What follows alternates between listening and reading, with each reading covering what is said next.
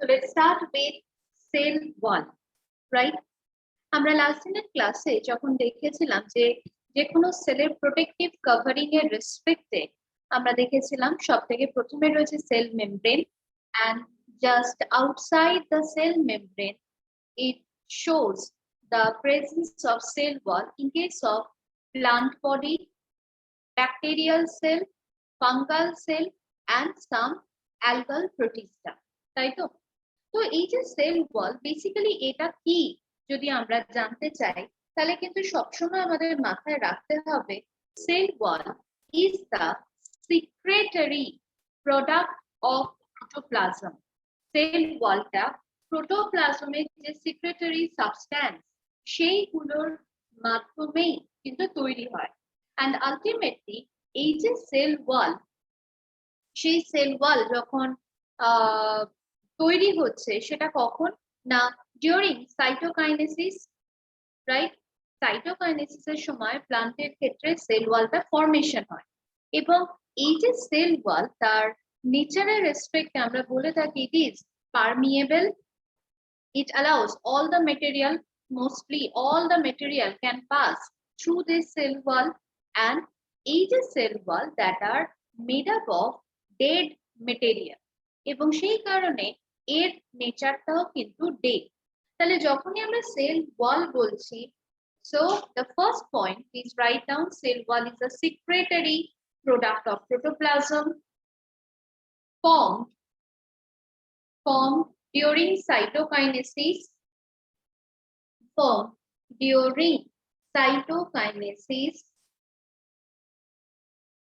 it is non-living and freely permeable. It is non-living and freely permeable. Clear? তো তাহলে এই যে cell wall আগের দিনেই আমরা দেখেছিলাম যে বিভিন্ন বডিতে এই সেল ওয়াল বিভিন্ন রকম মেটেরিয়াল দিয়ে তৈরি হয়। And you know, in case of plant body, the cell wall is made up of cellulose, main component cellulose, কিন্তু ওটা বাদ দিয়েও সেলুলোজ বাদ দিয়েও সেখানে আমরা দেখেছিলাম রয়েছিল কি কি hemicellulose, pectin, glycoprotein and protein, তাই না? তাহলে প্লান্টের ক্ষেত্রে সেল ওয়ালের যদি আমাদের কম্পোজিশন জানতে চাই আমরা লিখতে পারবো তো? আমি আবারও রিপিট করছি, cellulose, hemicellulose, pectin, glycoprotein and protein. In case of bacterial cell আমরা দেখেছিলাম এই সেল ওয়ালটাই তৈরি হয়েছিল পেপটাইডোগ্লাইকান, NAC and NAM, এটা বাদ দিয়েও কিছু প্রোটিন মেটেরিয়ালও সেখানে ছিল। ফাঙ্গির ক্ষেত্রে sell wall is made up of chitin, chitin দিয়ে তৈরি হয়েছিল। আর বিভিন্ন যে অ্যালগাল প্রোটিস্টা গুলো তাদের বডিতে সেল ওয়ালে সেলুলোজ বাদ দিয়েও আমরা ডিনোফ্ল্যাজিলেটস এর কথা যদি মনে করি সেখানে ছিল ক্যালসিয়াম কার্বনেট। এগেন যদি আমরা ডায়াটামস এর কথা মনে করি সেখানে ছিল সিলিকা। তাহলে calcium carbonate, silica is also present in that algal Protista.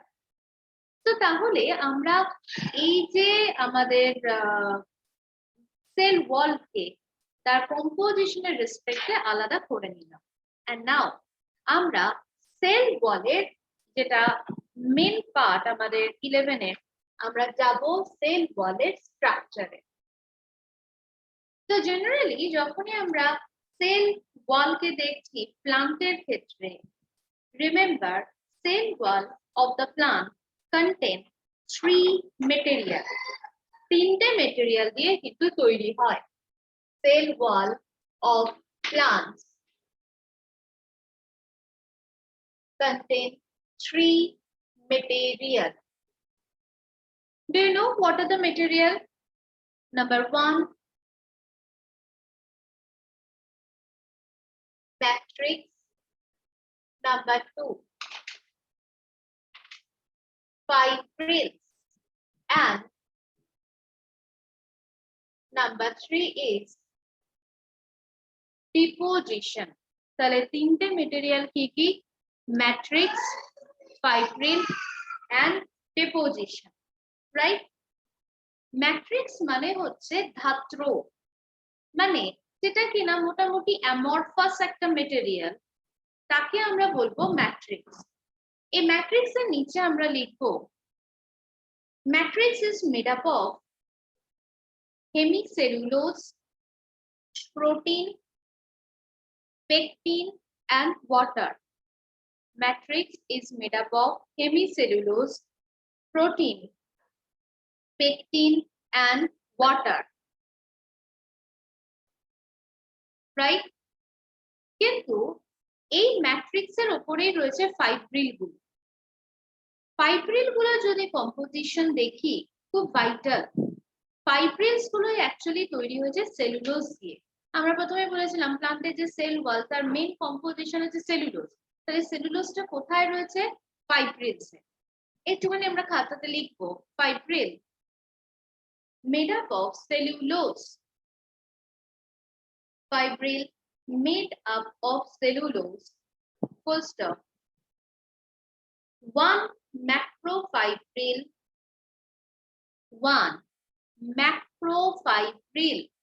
is composed of 250 microfibril.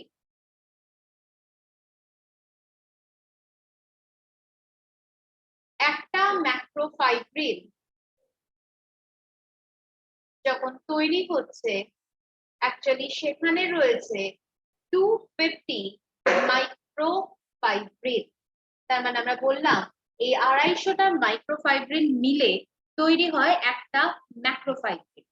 But please remember এই যে মাইক্রোফাইব্রিল তারাও আবার তৈরি হচ্ছে আরো কিছু স্মলেস্ট ইউনিট দিয়ে।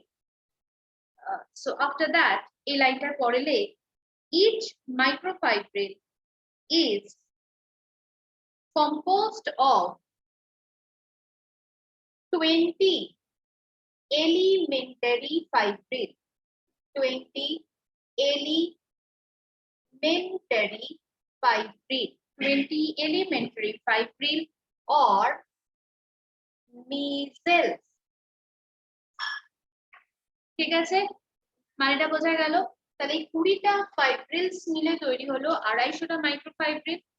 250টা মাইক্রোফাইব্রিল মিলে তৈরি হবে একটা ম্যাক্রোফাইব্রিল। ডান।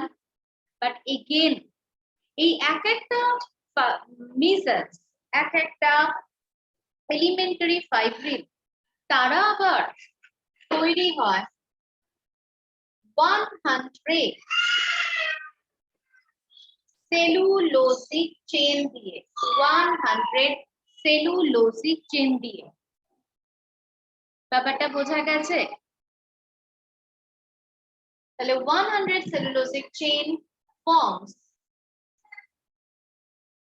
one elementary fibril. One elementary fibril. Clear? তাহলে প্রত্যেকে একবার রিভাইজ করে নেয় 100টা সেলুলোজিক চেইন মিলে তৈরি হলো এক একটা এলিমেন্টারি ফাইব্রিল, রাইট?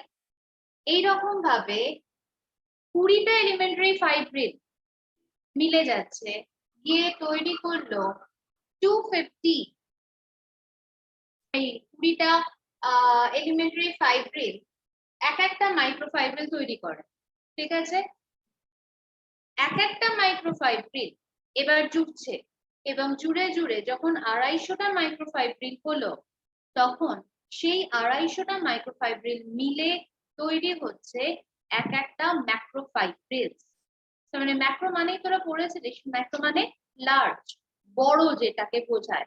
তাহলে এই ম্যাক্রোফাইব্রিল তার মানে অনেক বড় কমপ্লেক্স একটা structure. My point is clear? So তাহলে এই ফাইব্রিল গুলো অ্যাকচুয়ালি কি হয়, এরকম ভাবে ধর অনেকগুলো ম্যাক্রোফাইব্রিলস রয়েছে এন্ড এই এক একটা মাইক্রোফাইব্রিলের যদি ইনার কম্পোজিশন দেখি তার মানে it forms a very large complex network of what? Cellulosic chain, main constituent cellulose, তাই না? এবং সেই হিসাবে তাহলে আলটিমেটলি এই ফাইব্রিলটা কি করে না, দ্য বেসিক স্কেলিটন, এর যে কাঠামো যেটা, সেই কাঠামোটা তৈরি করছে এই সেলুলোজিক ফাইব্রিলস গুলো। বোঝা গেল? বাকিটা বাদ দিও, আমরা সেখানে দেখছি আরো একটা পার্ট আছে, and that part is called deposition. Deposition মানে কি না, যে সমস্ত উপাদান, যে সমস্ত কনস্টিটিউয়েন্ট ওখানে স্টোর হয়ে রয়েছে, তো ওখানে লেখ, it can be in the form of lignin, suberin, cutin, wax, tannin and resin। তাহলে কি কি মেটেরিয়াল বুঝতে পারলি? Lignin, suberin, cutin, wax, tannin, resin, এইসব মেটেরিয়াল গুলো মিলে তৈরি হয় আমাদের এই ডিপোজিশনটা, and ultimately আমার সেল ওয়াল প্লান্টের তৈরি হচ্ছে। তো এবার ডিপোজিশন মানে আমরা বলছি যে মেটেরিয়াল এই আমাদের ম্যাট্রিক্স এর মধ্যে স্টোর হচ্ছে, সঞ্চিত হচ্ছে। তো এই ডিপোজিশন গুলো জমে জমে একটা রিজিড স্ট্রাকচার তৈরি করে। তো এগুলো কি টাইপের মেটেরিয়াল আমি সেটাই এখানে বলছিলাম। আই হোপ আমরা লিখতে পেরেছি, বা তবুও আমি আরেকবার বলে দিচ্ছি, deposition contents lignin, suberin, cutin, wax, tannin and resin, right? তো তাহলে সেল ওয়ালের মেন যে কম্পোজিশন সেটা আমরা দেখলাম, বাট এবার আমরা এই সেল ওয়ালকেই ডিভাইড করছি। এবং জেনারেলি আমরা দেখেছিলাম যে এই যে cell wall on the basis of A layer, স্তর অনুযায়ী একে আমরা প্রাইমারি সেল ওয়াল বা প্রাথমিক কোষ প্রাচীর, সেকেন্ডারি সেল ওয়াল বা গৌণ কোষ প্রাচীর হিসাবে রেখেছি, as well as middle lamella is there, মধ্য ল্যামেলাও সেখানে কিন্তু উপস্থিত থাকে। But in case of some plant body, they shows the presence of tertiary cell wall also. কিছু কিছু উদ্ভিদের ক্ষেত্রে প্রগৌণ কোষ প্রাচীরও দেখা যায়। তো এবার তাহলে আমরা সেল ওয়ালকে ডিভাইড করছি on the basis of layer, and layer হিসাবে এখানে আমরা রাখছি primary cell wall, number 2 is secondary cell wall, middle lamella, middle lamella actually layer নয়, আমরা বলি it is a cementing structure, and in some condition tertiary cell wall is also present, tertiary cell wall is also present, right? তো আমরা যদি একটা প্লান্টের সেলের structure যদি দেখি, say for example this is the cell 1, right? This is the cell 1, this is the cytoplasmic membrane, এটা হচ্ছে সেল 2। তো এখন এই সেল 1 আর সেল 2 এর উপর যে লেয়ারটা তৈরি হবে, প্রথম যে লেয়ারটা তৈরি হচ্ছে, আমি রেড কালি দিয়ে যেটাকে ড্র করলাম, এটা হলো প্রাইমারি সেল ওয়াল, রাইট? PCW আমি লিখলাম, প্রাইমারি সেল ওয়াল। এন্ড এই প্রাইমারি সেল ওয়াল যেহেতু ফার্স্ট টাইম তৈরি হয়েছে, তাই কিন্তু একে আমরা বলছি প্রাইমারি। এন্ড এই প্রাইমারি দুটো পাশাপাশি সেলের প্রাইমারি সেল ওয়াল তৈরি হবার পর তাকে অ্যাটাচ করে রাখতে সাহায্য করছে যে লেয়ারটা, that is known as middle lamella। ML লিখে রাখলাম আমি। Is it clear? তাহলে মিডল ল্যামেলা কোনটাকে বললি না, the adjacent cementing layer between the primary cell wall of two adjacent cells is known as middle lamella. It is, you can say, sticky in nature. আঠার মতো একটা layer হিসাবে এই একটা সেল ওয়াল আর এই একটা সেল ওয়ালকে এটা অ্যাটাচ করে রেখেছে। মানে আমার হাতের যে পেনটা সেটা যদি মিডল ল্যামেলা হয় তার সাহায্যে এটা একটা cell wall, primary cell wall, আর এটা একটা সেল ওয়াল অ্যাটাচড হয়ে রয়েছে, right? And you know, this middle lamella is made up of calcium pectate and magnesium pectate, right? তো তাহলে প্রাইমারি সেল ওয়াল কাকে বলে দেখলাম, মিডল ল্যামেলা কাকে বলে দেখলাম। But please remember, primary cell ওয়ালেরও ভেতরের দিকে আরো একটা লেয়ার তৈরি হয়, এন্ড সেই লেয়ারটাকেই আমরা বলছি সেকেন্ডারি সেল ওয়াল। তাহলে সেকেন্ডারি সেল ওয়ালটা কোথায় রয়েছে? ইনসাইড দ্য প্রাইমারি সেল ওয়াল। ব্যাপারটা বুঝতে পারলি? and just outside the cell membrane, isn't it? তাই তো? তাহলে কোষ পর্দার বাইরের দিকে কিন্তু প্রাথমিক কোষ প্রাচীরের ভিতরের দিকে থাকে সেকেন্ডারি সেল ওয়াল, and এই সেকেন্ডারি সেল ওয়ালেরও ভেতরের দিকে কিছু কিছু প্লান্টের ক্ষেত্রে ওই টারশিয়ারি সেল ওয়ালটা তৈরি হয়। তার মানে আমি বলবো এই যে তিনটে structure, primary cell wall, secondary cell wall and middle lamella, these three are the common structure, but in very few plant body you can find out tertiary cell wall. Clear?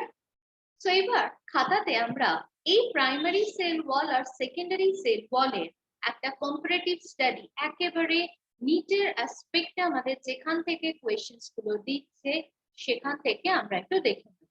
So make two column primary cell wall and secondary cell wall.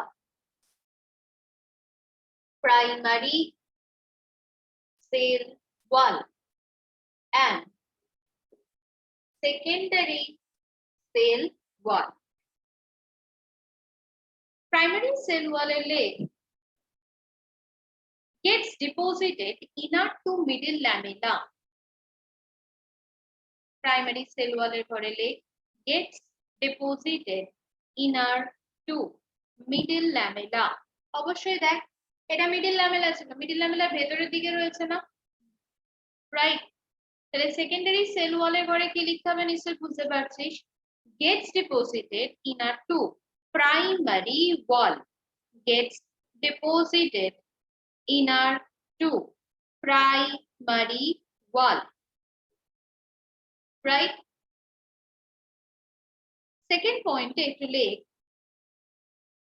extensible layer, extensible, E-X-T-E-N-S-I-B-L-E, extensible layer, comma thin and elastic, thin and elastic. But or ওইদিকে লেখ non-extensible layer, thick and non-elastic, thick and non-elastic. Third point like cellulose is less, primary ধরে cellulose is less but hemicellulose is more, cellulose is less but hemicellulose is more, but ওখানে লেখ cellulose is more, secondary cell wall এর ধরে cellulose is more 50 to 95%, 50 to 95%, but hemicellulose is 25%, right? এখানে কিন্তু প্রত্যেকটা statement তুলে আমাদের question থাকে। Next, protein is more, protein is more lignin, suberin, cutin is absent. Protein is more, lignin, suberin, cutin is absent. But ওখানে লেখ protein is very less, but ওইগুলো অনেক বেশি। lignin, suberin, cutin অনেক বেশি। And the last point আমি বলবো hydration more. Hydration, Hydration, hydration more. আর ওখানে লিখে রাখ hydration is less. Hydration is more, but secondary wall এর ঘরে hydration is less. Done. So তাহলে এই যে সেল ওয়াল, এই সেল ওয়ালের আমরা প্রত্যেকটা পয়েন্টের রেসপেক্টে কিন্তু প্রাইমারি অ্যাজ ওয়েল অ্যাজ সেকেন্ডারিকে আমরা আলাদা করতে পেরেছি, isn't it? And এই ক্ষেত্রে আমরা বলছি না এই যে আমাদের সেল ওয়াল, এই সেল ওয়ালের ক্ষেত্রে আরেকটা পার্টিকুলার পয়েন্ট আমরা মনে রাখবো, that is called plasmodesmata. So তাহলে after this, now mark this down, plasmodesmata, right? So what is plasmodesmata, do you know? Plasmodesmata কিছু মাইক্রোস্কোপিক চ্যানেল সেল ওয়ালের উপর, যার মধ্যে দিয়ে একটা সেল থেকে আরেকটা সেলে মেটেরিয়াল মুভ করতে পারে, রাইট? তাহলে ওখানে লেখ plasmodesmata are microscopic channel which traverse, T-R-A-V-E-R-S-E, which traverse the cell wall of the plant cell, that transport and communicate between two adjacent cells,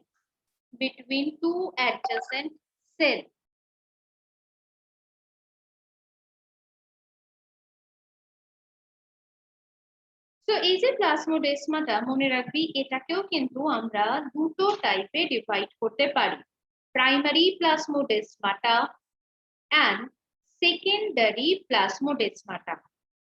তো প্রাইমারি প্লাজমোডেসমাটা কাকে বলবো না, যখন সেল ওয়ালটা তৈরি হচ্ছে, সেল ওয়ালটা তৈরি হওয়ার সময় যে কানেকশনটা তৈরি হয় তাকে আমরা বলবো প্রাইমারি প্লাজমোডেসমাটা।